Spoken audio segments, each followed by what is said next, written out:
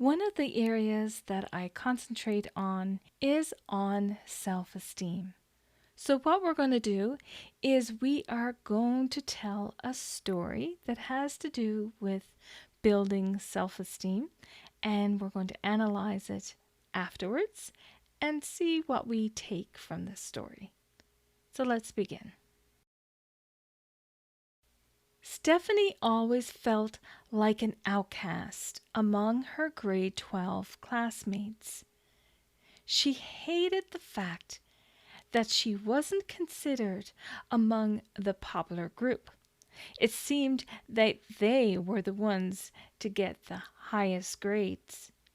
Her low self-esteem carried through into college, where her struggle and low self-esteem became amplified. It seemed the students who sat in the back of the class reminded her that high school wasn't in her distant past. She liked to sit up front so that their giggling and fun-making could be muffled. At least she couldn't make out their full conversations anyway. There was this guy, Eugene, who took an interest in her. She couldn't understand why. They got close and went out a few times. After the fourth time, she asked him, "Why me?"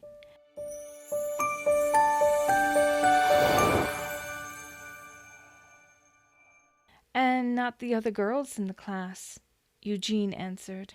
"You're not stuck up and cocky like the others. I find it's a real turn-off for those who think they're all that." Her low self-esteem had ensured her humility, which can be a highly desirable, sought-after trait. Sometimes people are so blessed with a great memory and all the brains one can possess, but with some, they have a stinky attitude to go along with it. The lowly are exalted in fullness of character. You've been there, and most sensitive over the feelings who are struggling in life. You are important.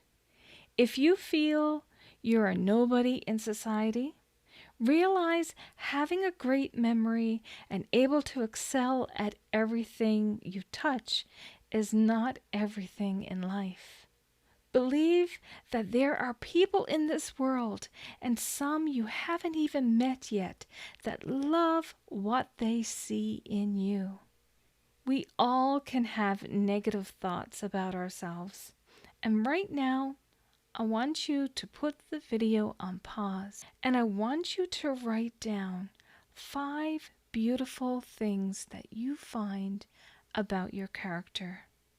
I'll share at the top of my head, I haven't rehearsed this right now, 5 things about my own character. Okay. Well, my kids always say that I do not lie. And yes, I can agree with that. I do not lie. I have very high morality and integrity, so I admire that about myself. I am able to empathize with others. I can see inside their heart and know when they're struggling, when they're having a bad day, when they're having a good day. So I like that I can sense that. They call it being an empath. So, and that terminology I only discovered there about 2 years ago. So yeah, I'm an empath. And number 4, I love my Newfoundland humor. I haven't been fully expressing it in these videos, even though I try to get more comfortable and trickle it out a little bit, here and there. I'd say another year doing up videos and look out. You'll be wishing probably that I was back 12 months ago doing up videos. Hopefully not.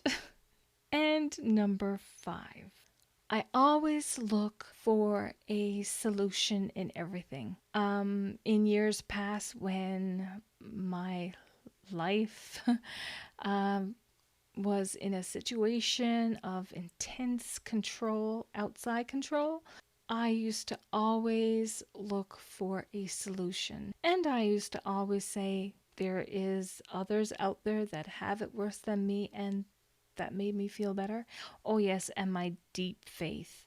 My deep faith has gotten me through some big trying times in my life. So, they are 5 things that I consider beautiful about my character. I would love so much if you shared 1 or 2 or maybe even 5 of them in the comments section. And again, you just never know what your words can do for another student.